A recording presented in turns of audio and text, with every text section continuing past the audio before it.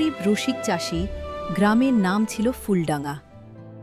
সেখানে থাকত এক গরিব কিন্তু ভীষণ রসিক চাষি, তার নাম হরু। টাকা পয়সা কম, কিন্তু মুখে হাসি সব সময় লেগে থাকত। হরুর বউ পার্বতী একটু রাগী স্বভাবের, আর তাদের একটা ছোট মেয়ে ঝুমা, যে বাবার মতোই হাসি খুশি।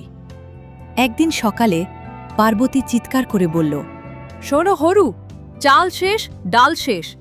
তুমি শুধু হাসো আর গল্প করো, সংসার চলবে কিভাবে কাজ না করলে? হরু হেসে বলল, চিন্তা করো না, আমি এমন কিছু করব আজ রাতে পেট ভরে খেতে পাবে। তোমার ওই কথা শুনতে শুনতে কান পচে গেছে। হরু মাঠে গেল, কিন্তু কাজের চেয়ে বেশি গল্প করতে লাগলো নিজের সাথে। গোপাল আর নিতাই এসে এই হাজির। হরু, কাজ না করে মাটির সাথে কথাটা বলছিস কেন? হরু হেসে বলল, মানুষ তো শোনে না, তাই মাটির সাথে কথা বলি। নিতাই চল। বলল, আজ একটা বুদ্ধি দিই, গ্রামে নাটক হবে, তুই সেখানে হাসির চরিত্রে অভিনয় কর। হরু একটু ভেবে বলল। আমি তো জন্মগত অভিনেতা। সন্ধ্যায় নাটক শুরু হলো।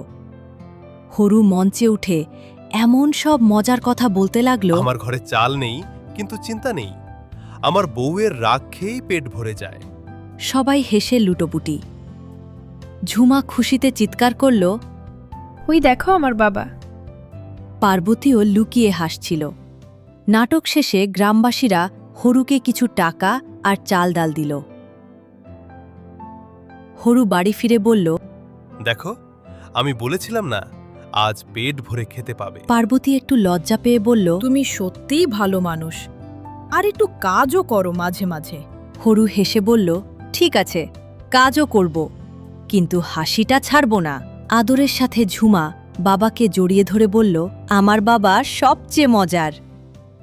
শেষ কথা গরিব হলেও হরুর জীবনে ছিল না কোনো দুঃখ, কারণ সে জানত হাসি আর ভালোবাসা থাকলে জীবন সব সময় সুন্দর।